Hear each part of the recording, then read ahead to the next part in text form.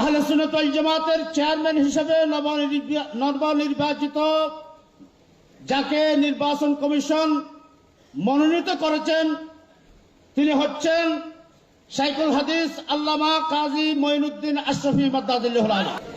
আজকের নির্বাচন কমিশন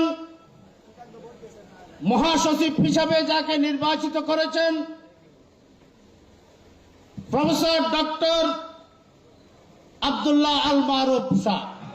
সাংগঠনিক সচিব হিসাবে যাকে নির্বাচিত করেছেন আল্লামা মুফতি গিয়াসউদ্দিন আত-তাহিরি।